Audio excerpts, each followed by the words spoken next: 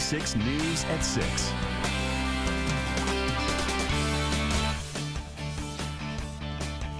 I don't know that anybody can anticipate a building collapsing.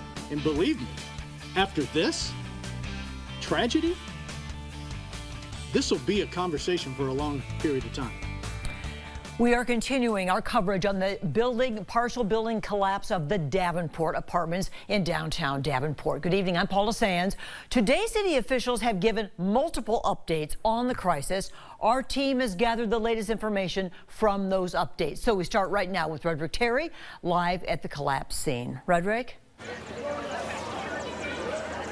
Paula, good evening from downtown Davenport, where people are still asking for answers from city leaders now 4 days after this partial building collapse at the Davenport apartment complex behind me. I want to step out the way and show you what's going on here, as we have seen some new activity here within the last hour. We did see the Iowa Task Force, members of the Iowa Task Force, about 15 of them, working their way into the building. So a search has started once again here within the last hour. We are also seeing some trucks bringing over materials, things like lumber, cinder blocks being brought in on wooden pallets. They're lining the street here on West 4th Street here in downtown Davenport as well. We're not sure at this point what those materials are for, what the city and crews here plan to do with them, but of course we're keeping up to date with that as we move along. Something else to note here, the wind starting to pick up quite a bit here in downtown Davenport. We're starting to see some of that debris start to sway a little bit on the building. We're starting to see some dust pick up as well, so that's something to keep in mind, especially when you talk about the amount of people that are still down here in downtown Davenport.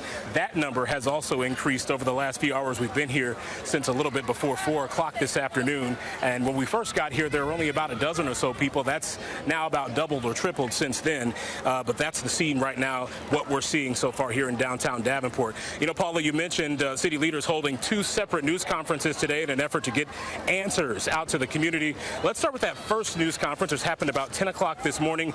We did learn more about that group of people who are unaccounted for. Police saying 3 people are still missing tonight. That's Brandon Colvin, Ryan Hitchcock, and Daniel Perrine. We're told all 3 believed to have been inside the building during the collapse, and all 3 lived in apartments that were in that initial collapse zone. We still had a third unaccountable that we're working with the VA. His name is Daniel Perrine, 122462.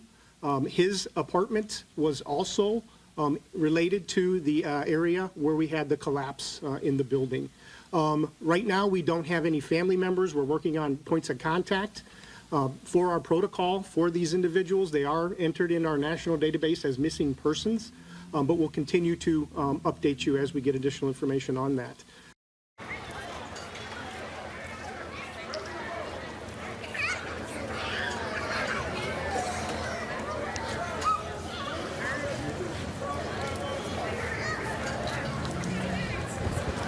Now, a couple other points we wanted to mention that were brought up at that first news conference about 10 o'clock this morning. We did learn more about that computer glitch. What the city's calling a computer glitch led to an inspection permit for this building, the Davenport, showing passed when in fact it was incomplete. City leaders say a city employee actually incorrectly marked it as passed, and when that work was then entered into the system, it was entered as passed on accident, when in reality the work here was incomplete.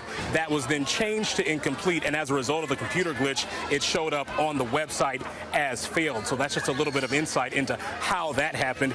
That employee that initially marked it incorrectly, by the way, has since resigned. We learned that earlier today as well.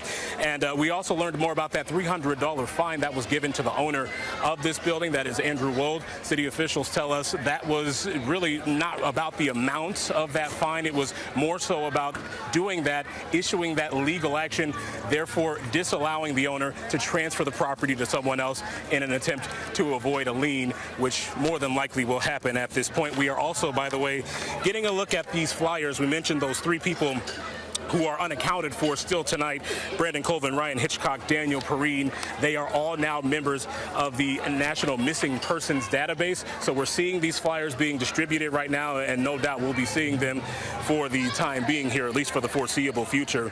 Now, as we mentioned, we did have another news conference that took place earlier today. That was just earlier this afternoon. We go now to TV6's Hernan Gutierrez, who was at that news conference. Hernan, what did we learn there?